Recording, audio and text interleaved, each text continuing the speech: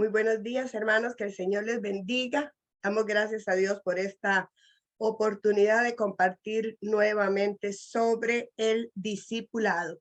Y en esta mañana quiero conversarles sobre discipulado, crianza espiritual. Voy a compartir con ustedes algunas de las diapositivas que tenemos para esta mañana gloriosa aquí y seguir aprendiendo sobre lo que Dios quiere hacer con cada uno de nosotros en el área de discipulado. Estamos discipulado, crianza espiritual. Y dejar con ustedes dos pasajes muy importantes que nos van a ayudar en esta mañana a seguir comprendiendo, a seguir aplicando en nuestro ministerio el discipulado, repasando Mateo 28, 19 y 20, que dice: por tanto, id y haced discípulos a todas las naciones, bautizándoles en el nombre del Padre y del Hijo y del Espíritu Santo, enseñándoles que guarden todas las cosas que os he mandado. Y he aquí, yo estoy con vosotros todos los días hasta el fin del mundo. Amén. Y Gálatas capítulo 4, versículo 19 dice: hijitos míos, por quienes vuelvo a sufrir dolores de parto hasta que Cristo sea formado en vosotros. El apóstol Pablo en esta carta a Gálatas expresa una preocupación.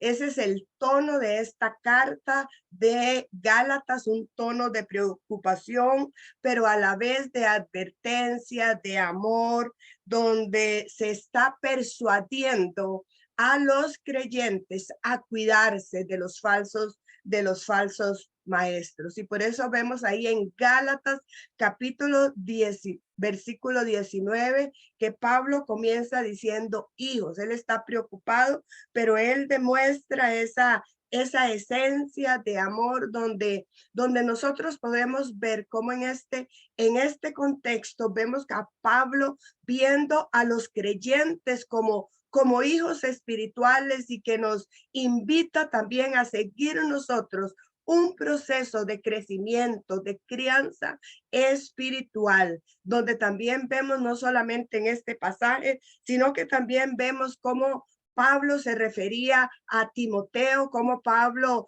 habla de Timoteo, su hijo, para describir una relación esencial que él tuvo con él en el desarrollo de la madurez de su discipulado. De esta forma, Pablo en Gálatas viene y está hablándonos, donde nos exhorta, nos ayuda a nosotros a comprender que no solamente debemos llevar a las personas a través de la predicación, sino también entender que tenemos un cuidado de crianza espiritual. Lo que se ha dicho muchas veces, ¿verdad? Que el discipulado va unido al evangelismo, que el discipulado tiene que estar ahí. No podemos salir y evangelizar y dejar que las personas decidan por sí mismos si quieren congregarse, si quieren seguir, sino que nosotros a través del discipulado, de la mano con el evangelismo, de la mano con todos esos esfuerzos que nosotros hacemos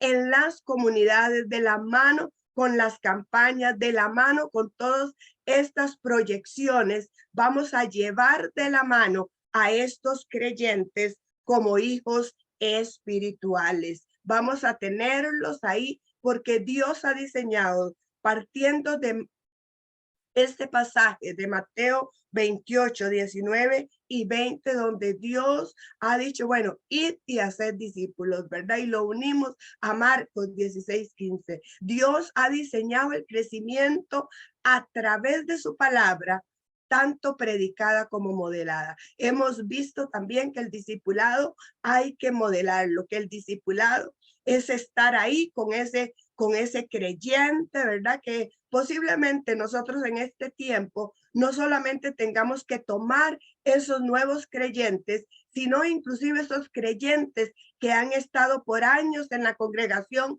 pero que no hemos dado el trato discipulador que ellos han requerido y los vemos ahí inexpertos, los vemos ahí inmaduros, los vemos ahí sin producir el fruto, y es donde nosotros como ministros del Señor necesitamos comenzar a tener ese cuidado, esa preocupación, ese amor, esa intimidad como tienen los padres hacia los hijos, que nosotros necesitamos buscar a quienes vamos a discipular, porque recordemos que al ir discipulando vamos también con la meta de tener discipuladores. Vamos a ver esa multiplicación de discípulos a través de discipuladores, a través de estas personas, como lo he mencionado, en el cual nosotros hemos tenido esa relación, hemos tenido ese cuidado, hemos tenido esa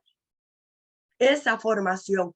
Pablo sentía ese peso espiritual, ese peso corporal, ese peso que lo llevaba a él a estar ahí con sus discípulos, a exhortarles, a hablarles, a prepararles. Y sabemos que este es un tiempo difícil, que este es un tiempo en que los creyentes son bombardeados con situaciones, con circunstancias, con ideologías, con esa liviandad en que se vive la vida cristiana hoy en día. Ellos han sido bombardeados en dejar a un lado los principios espirituales, a vivir una vida cristiana muy fácil, pero nosotros a través del discipulado necesitamos comprender que vamos a ayudarles a ellos, vamos a hacerlos discípulos, pero el discipulado requiere padres espirituales.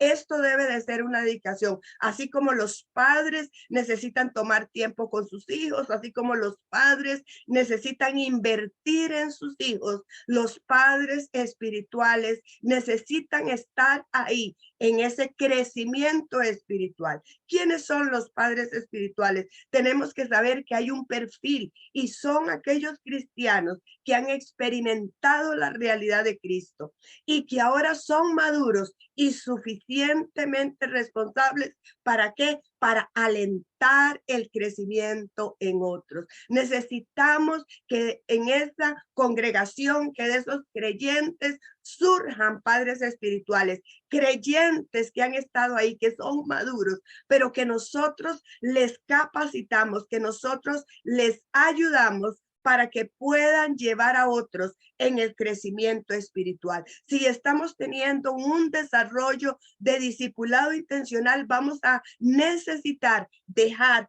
una herencia espiritual. Necesitamos que cada uno de los discipuladores pueda comprender la responsabilidad de la paternidad espiritual, de desarrollar una tercera generación. Usted está desarrollando a esos creyentes como discipuladores, pero ellos vienen y desarrollan otra generación y debemos de seguir el patrón de Dios. Las generaciones espirituales son la estrategia de Dios para alcanzar al mundo. Hablamos de nuevas generaciones, no solamente en edad, sino también nuevas generaciones de creyentes, nuevas generaciones de líderes, nuevas generaciones de discipuladores.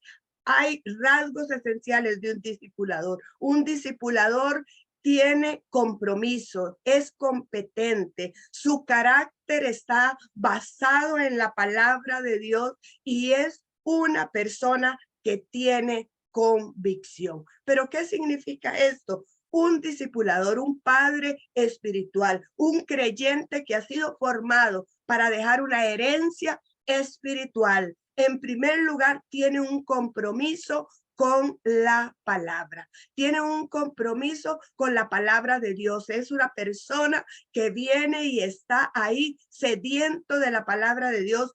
Conoce la palabra de Dios, escudriña la palabra de Dios. Tenemos que hacer que los creyentes vuelvan a la palabra de Dios, que por sí mismos vuelvan a la palabra de Dios. Tiene un compromiso con la familia. ¿Por qué? Porque lo primero es saber que necesitamos desarrollar un discipulado en familia, como lo hemos visto, que la familia es la primera iglesia, pero un compromiso también con la visión del reino, con la gran comisión.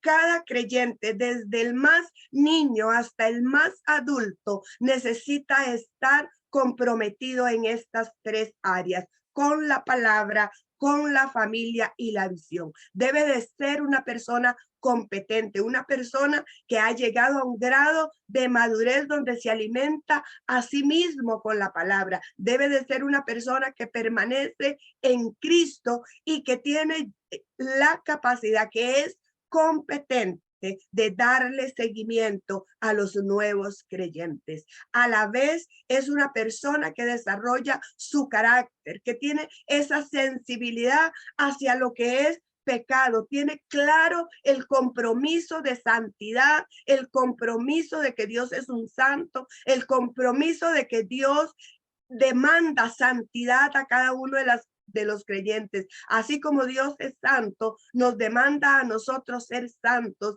y por eso este creyente, este discipulador necesita tener esa sensibilidad para saber lo que es pecado y alejarse del pecado. En su carácter tiene honestidad con Dios y con otros, amor a otros, tiene espíritu de siervo y es abnegado en lo que hace. Ser un discipulador requiere esa abnegación, requiere estar ahí, requiere ese compromiso. A la vez tiene que tener convicción, convicción de su identidad en Cristo, convicción de su fe y de su poder en el Espíritu Santo. Debe de ser una persona que tiene esa relación con el Espíritu Santo, que entiende que la gran comisión se hace en la unción del Espíritu Santo, que se vive de acuerdo a Hechos 1:8, es lleno del Espíritu Santo.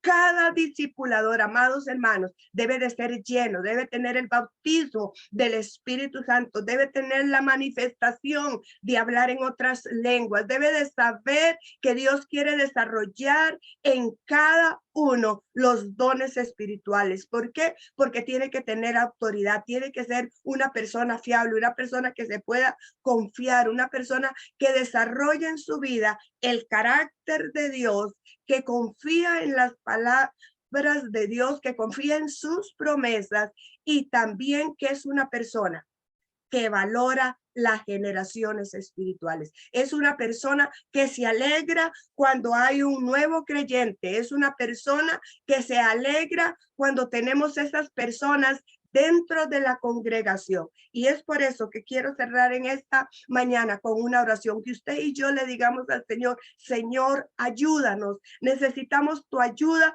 para levantar una nueva generación de discipuladores. Padre, en el nombre de Cristo Jesús.